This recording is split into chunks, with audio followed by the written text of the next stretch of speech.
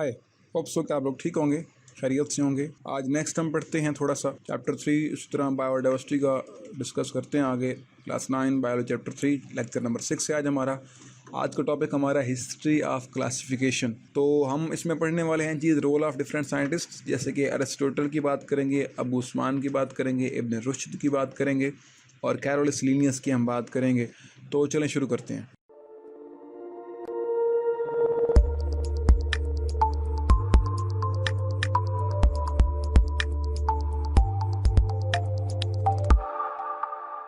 सबसे पहले हमारे पास ये भाई हैं अरस्तु साहब ने कहा था कि जितने भी जानदार हैं वो उनको हम दो ग्रुप्स में डिवाइड कर सकते हैं। एक हमारे पास है प्लांटी और दूसरा हमारे पास है एनिमिलिया। प्लांटी में आप तमाम प्लांट्स को और ट्रीज़ को रखते हैं और एनिमिलिया के अंदर आप तमाम एनिमल्स को रखते हैं। नेक्स्ट हमारे पास जो हैं वो अबू उस्मान उमर अल जाहिज़ नाम है इनका। 700s के दौरान इन्होंने काम किया था। इनका जो मेन काम था वो था कि इन्होंने 350 स्पीशीज़ की बात की थी, उनको डिस्कस किया था। एनिमल्स की 350 स्पीशीज़ के ऊपर इन्होंने एक बुक लिखी थी। ये बुक का सैंपल मैं यहाँ पे दे रहा हूँ इस तरह की अरबी में, और ये ड्राइंग्स वगैरह कुछ बनाई हुई है इन्होंने और डिफरेंट एनिमल्स को उन्होंने ड्रा किया हुआ और दिखाया हुआ है। सेकंड जो उन्होंने काम किया था वो एंट्स के ऊपर था। चींटियों के बारे में इन्होंने बहुत कुछ बताया था। इनका जो लाइफ स्टाइल है चींटियों का, इनके बारे में इन्होंने लिखा था। थर्ड नंबर पे हमारे पास साइंटिस्ट आते हैं इब्न रुश्द, जिसको आप वेस्टर्न कल्चर में या वेस्टर्न बुक्स में एविरोइज के नाम से पहचानते हैं।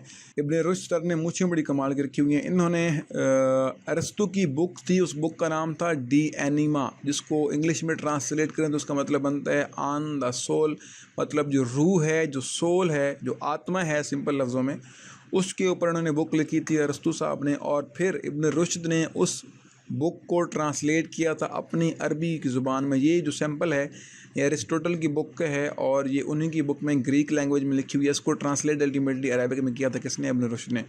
थर्ड हमारे पास आते हैं कैरोलस लीनियस। ये बहुत महान शख्सियत है, इनका 2-3 बार जिक्र आएगा कैरोलस लीनियस साहब। यहाँ पे इनकी जो काम है वो लिखा हुआ है कि इन्होंने सबसे पहले 3 किंगडम बनाए थे और एक कहा था कि मिनरल्स हैं, दूसरे वेजिटेबल्स हैं और तीसरे एनिमल्स हैं। वेजिटेबल में उन्होंने प्लांट्स ऐड किए, एनिमल्स में एनिमल्स और मिनरल्स में बाकी चीज़ें उन्होंने ऐड कर दी थी। इन्होंने एक और काम किया, इन्होंने अपनी क्लासिफिकेशन में ये चीज़ें जो है वो फर्स्ट टाइम डिस्क्राइब थी। उन्होंने सबसे पहले ऊपर क्लास बनाई, क्लास के बाद उन्होंने ऑर्डर्स बनाए, फिर जीनस बनाए, फिर स्पीशीज़ बनाए और उसके अंदर फिर वैरायटी बनाई। वैरायटी स्पीशीज़ से नीचे वाला लेवल उन्होंने बनाया कि स्पीशीज़ के अंदर जो है जानदारों की जैसे कि कलर के लिहाज से या जैसे कि हाइट के लिहाज से या ये चीज़ें इन्होंने वैरायटी में डाल दी थी। इसके बाद जो इन्होंने सबसे बड़ा काम है इनका वो है ऑर्गेनिज़म्स को साइंटिफिक नेम देना, जानदारों को साइंसी नाम देना, इसको आप बाइनोमियल नोमेनक्लेचर कहते हैं।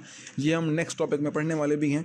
ओके, नेक्स्ट हम थोड़ा सा देख लेते हैं और साइंटिस्ट कुछ हमारे पास हैं, जैसे कि एंड्रिया कैसलपिनो हैं। इन्होंने प्लांट्स को 15 ग्रुप्स में डिवाइड किया और उन ग्रुप्स को उन्होंने नाम दिया जेनेरा का। नेक्स्ट हमारे पास ये साइंटिस्ट साहब हैं जॉन रे। इन्होंने मेन काम किया प्लांट के ऊपर और प्लांट की क्लासिफिकेशन के बारे में अपनी बुक्स और अपने बहुत सारे काम जो हैं पब्लिश करवाए। नेक्स्ट हमारे पास ऑगस्टस रेविनस हैं। इन्होंने क्लासिफिकेशन में ऑर्डर का टेक्स्ट जो था ये इंट्रोड्यूस करवाया। पहले ऑर्डर का वर्ड किसी ने भी यूज़ नहीं किया था, तो इन्होंने क्लासिफिकेशन में कहा कि एक ये भी टेक्स्ट होना चाहिए ऑर्डर का क्लासिफिकेशन के लिहाज से। फिर टोर्नीफोर्ड की बात है, इन्होंने स्पीशीज़ और क्लास का टेक्स्ट इंट्रोड्यूस करवाया, उसको यूज़ किया था। और फिर अगेन कैरोलस लीनियस हैं।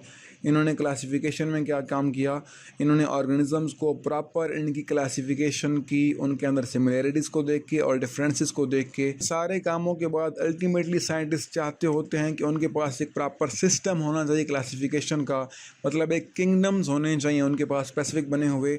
और उन किंगडम्स का फ़ायदा ये होगा कि ऑर्गेनिज़म्स के दरमियान सिमिलैरिटीज़ और डिफरेंसेस वाज़िया नज़र आएँ। मेन जो मकसद है क्लासिफिकेशन का वो यही है कि ऑर्गेनिज़म्स के अंदर आपको सिमिलैरिटीज़ और डिफरेंसेस प्रॉपरली नज़र आएँ, उनको स्टडी करना आसान हो। तो इसके लिए फिर वो बनाते हैं किंगडम। शुरू में बनाए गए थे 2 किंगडम, जैसे प्लांटी और एनिमिलिया की हमने पहले भी बात की है।